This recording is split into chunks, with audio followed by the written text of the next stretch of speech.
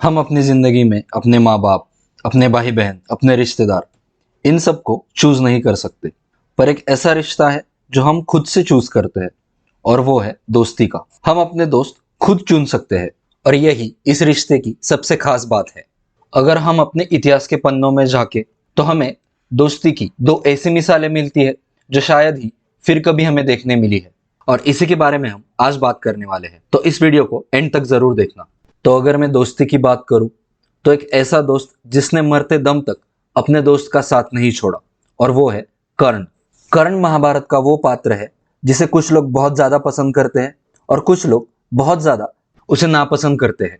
पर एक बात हम सबको माननी होगी, और वो ये कि कर्ण ने अपने मरते दम तक अपने दोस्त का साथ नहीं छोड़ा। तो ये कहानी शुरू होती है जब कौरव और पांडव दोनों भी अपने गुरुकुल की शिक्षा खत्म करके हस्तिनापुर लौट आए थे।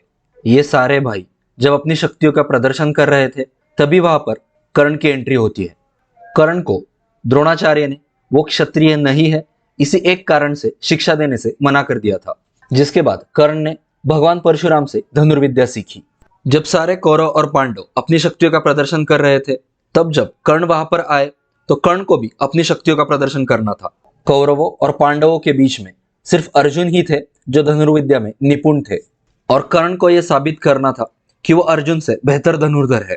और इसीलिए कर्ण ने अपनी योग्यता साबित करने के लिए अर्जुन को चैलेंज किया था। पर उस वक्त समस्या ये थी कि अर्जुन एक राजपुत्र थे और कर्ण ना तो क्षत्रिय थे और ना ही राजपुत्र थे, जिसकी वजह से कर्ण और अर्जुन के बीच में युद्ध संभव नहीं था। सभी लोग कर्ण को वहां से जाने के लिए कह रहे थे, उसके सूत पुत्र होने का मजाक बना रहे थे।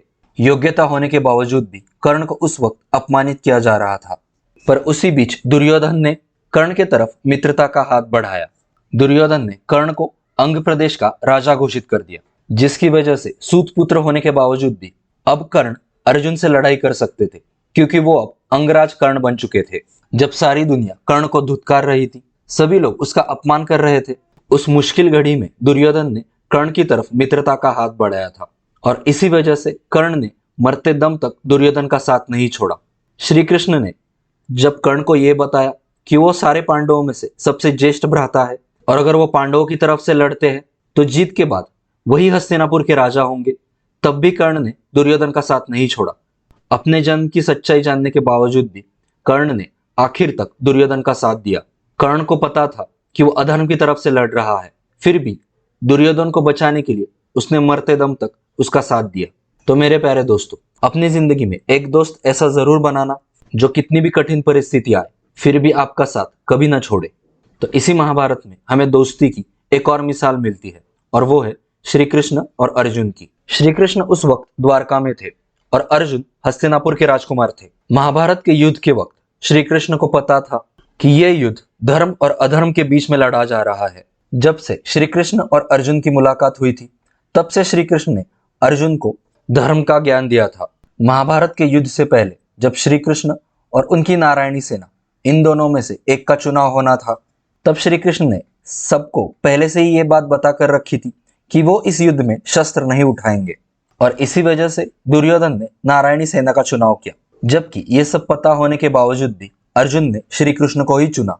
और जब महाभारत का युद्ध शुरू होने वाला था, तब अर्जुन के हाथ कांपने लगे, और जब श्री कृष्ण ने देखा कि अर्जुन इस युद्ध से पीछे हट रहे हैं, तब श्री कृष्ण ने अर्जुन को गीता का ज्ञान दिया, जिसे सुनने के बाद अर्जुन ने तुरंत ही युद्ध शुरू कर दिया। वैसे तो श्री कृष्ण ने हथियार नहीं उठाए, पर फिर भी उन्होंने हर पल अर्जुन का साथ दिया। महामहिम भीष्म, गुरु द्रोणाचार्य, कर्ण, जयद्रथ, इन सब के वध के पीछे श्री कृष्ण का ही हाथ था। अर्जुन कभी भी इनमें से किसी एक को भी अकेले नहीं मार पाते, पर श्री कृष्ण उनके साथ थे, और यही वजह है कि पांडव इस युद्ध को जीत पाए। श्री कृष्ण के मार्गदर्शन की वजह से ही पांडवों ने कौरवों की सेना का नाश किया। श्री कृष्ण चाहते तो पल भर में ही इस युद्ध को समाप्त कर सकते थे, पर श्री कृष्ण ने ऐसा नहीं किया, जिसके बजाय श्री कृष्ण ने आखिर तक अर्जुन का साथ दिया और इस युद्ध में पांडवों को विजय दिलवाई। श्री कृष्ण अर्जुन की जिंदगी में फ्रेंड, फिलोसोफर एंड गाइड थे, यानी ना कि वो सिर्फ उसके मित्र थे, बल्कि श्री कृष्ण ने हमेशा ही अर्जुन को मार्गदर्शन दिया और साथ ही साथ गीता जैसा ज्ञान दिया। तो कर्ण के साथ साथ एक श्री कृष्ण जैसा मित्र भी आपकी जिंदगी में होना चाहिए, जिसके आपकी जिंदगी में होने भर से ही जिंदगी में आपकी जीत निश्चित है। तो आप कर्ण और श्री कृष्ण इन दोनों में से किसे चूज करेंगे, ये मुझे कमेंट सेक्शन में जरूर बताना। और अगर आपके पास ऐसे दोस्त है तो इनके साथ इस वीडियो को जरूर शेयर कीजिए। तब तक मिलते हैं अगली वीडियो में।